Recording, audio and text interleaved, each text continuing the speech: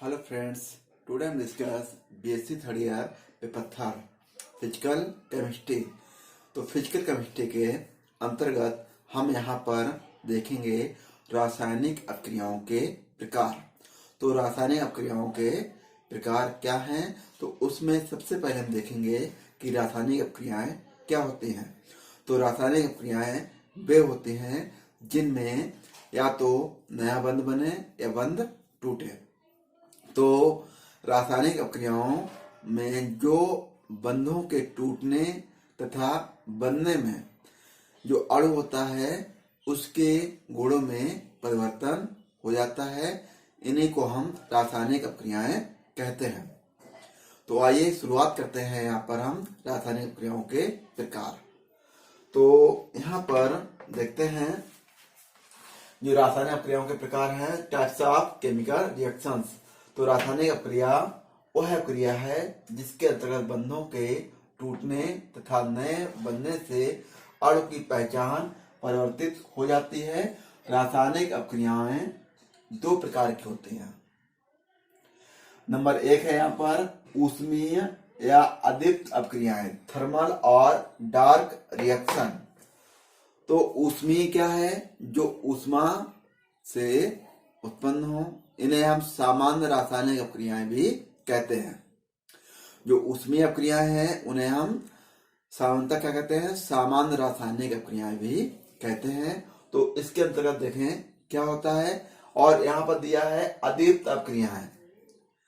कहने लिए अंधेरे में अपक्रियाएं होती हैं, जैसे कि अंधेरे कमरे में दो दीवारों के बीच में जो अंधेरा, वहां पर ये अपक्रियाएं होती हैं। तो आइए इसको हम देखते हैं यहाँ पर कि जो डार्क रिएक्शन या थर्मल रिएक्शन होते हैं वो क्या होते हैं।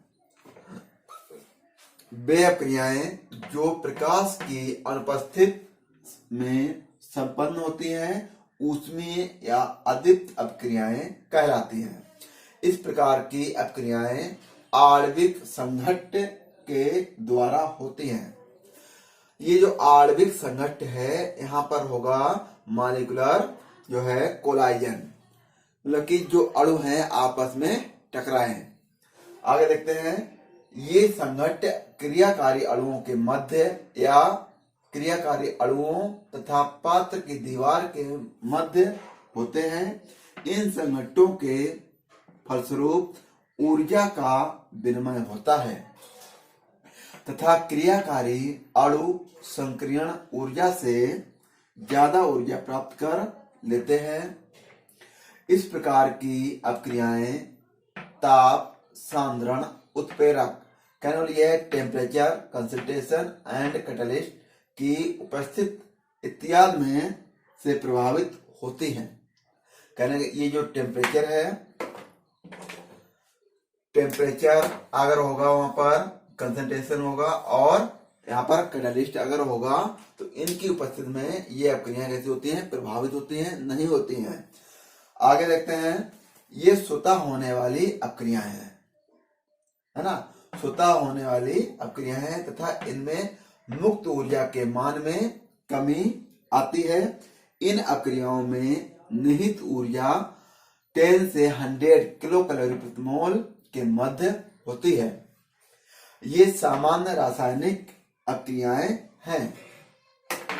तो कहने लिए है कि जो ऊष्मीय या अदीप्त अपक्रियाएं हैं वो सामान्यतः कैसी होती हैं, बिना कैटलिस्ट के, बिना टेम्परेचर के, बिना कंसंट्रेशन के।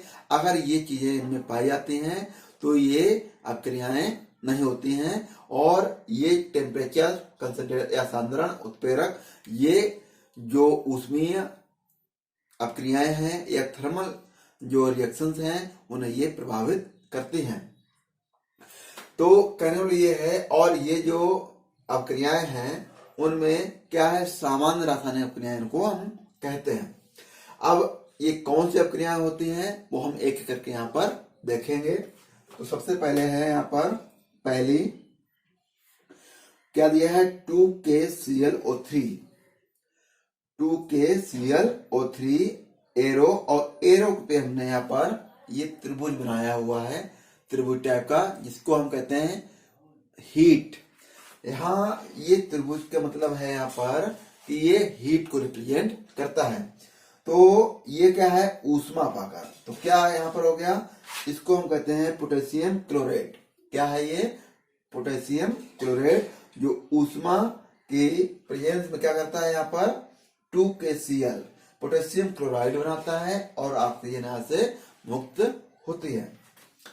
अब हम देखेंगे सेकंड जो रिएक्शन है, N2 प्लस 3H2।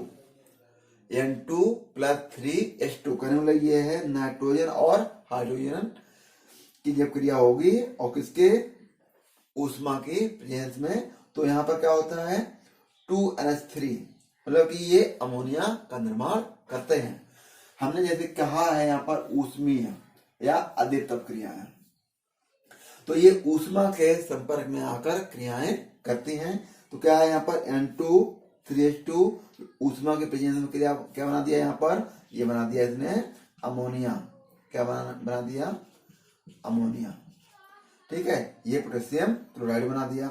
अब हम देखेंगे पॉइंट नंबर 3 PCl5। इसका नाम है फास्फोरस पेंटाक्लोराइड। तो फास्फोरस पेंटाक्लोराइड है जिसे ऊष्मा पाकर इसने क्या बना दिया, फास्फोरस ट्राइक्लोराइड, और क्लोरीन गैस यहाँ से निकल गई। नेक्स्ट पॉइंट देखेंगे यहाँ पर point number 4 N2 plus O2। तो N2 नाइट्रोजन और ऑक्सीजन का ये जब आपस में सहयोग होता है तो ये ऊष्मा के संपर्क में जब आते हैं तो ये नाइट्रिक ऑक्साइड बनाते हैं 2NO।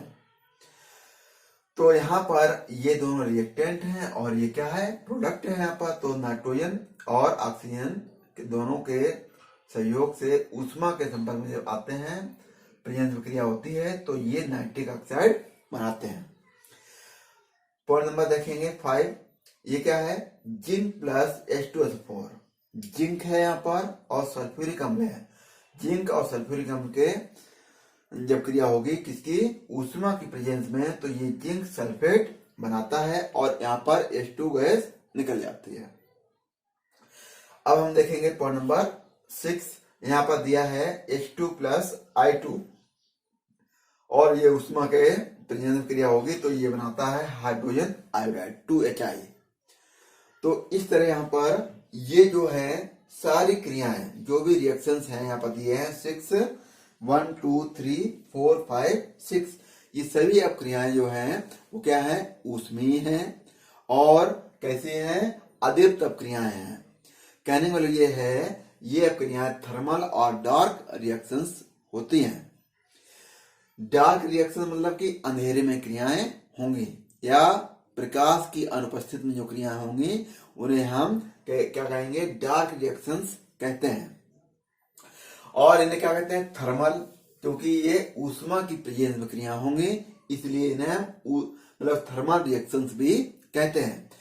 अब इनके कितने नाम हो गए, एक तो हो गया इसका ऊष्मीय अपक्रियाएं, दूसरा हो गया इसका नाम अदीप्त अपक्रियाएं, तीसरा इसका नाम हो गया थर्मल रिएक्शन, चौथा नाम हो गया डार्क रिएक्शंस, और इन्हें हम कहते हैं सामान्यतः सामान्य रासायनिक अपक्रियाएं भी कहते हैं। जनरल केमिकल रिएक्शंस भी इनके नाम है। तो ये जो थर्मल और डार्क रिएक्शंस हैं इनके कई नाम हैं, किसी भी नाम से इसको पूछ सकते हैं। तो आई होप यहाँ पर आपको इनके सबके नाम भी पता होना चाहिए। ऊष्मीय अपक्रियाएं नंबर 1, अदीप्त अपक्रियाएं number 2, thermal reactions number 3, dark reaction number 4 और सामान्य रासायनिक अपक्रियाएं नंबर 5। इन 5 नामों से इनको हम जो है क्वेश्चन आ सकता है, तो सभी के नाम आपको पता होने चाहिए। थर्मल, डार्क रिएक्शन और जो है उसमें अदीप्त और सामान्य रासायनिक अपक्रियाएं। तो जितनी भी ये अपक्रियाएं होंगी वो प्रकाश की अनुपस्थिति में होंगी और क्या होगा, अंधेरे में क्रियाएं होती हैं।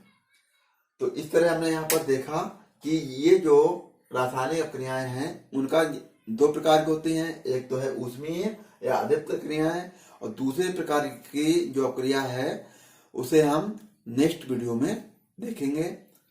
तो आई होप आपको ये अच्छे से समझ में आया होगा। एक पॉइंट और है यहाँ पर कि इतना जो है ये वेरी वेरी इंपॉर्टेंट है कि जो ऊष्मीय अपक्रियाएं होती हैं उनमें टेम्परेचर, कंसंट्रेशन एंड कैटालिस्ट, ताप, सांद्रण, उत्प्रेरक, ये क्या है, ऊष्मीय अपक्रियाओं को प्रभावित करते हैं। तो ये अगर होंगे तो ये अपक्रियाएं नहीं होंगी तो बहुत ही रेयर केस में। तो ये बहुत ही इंपॉर्टेंट पॉइंट है यहाँ पर, इसको अच्छे से समझिएगा। Thank you.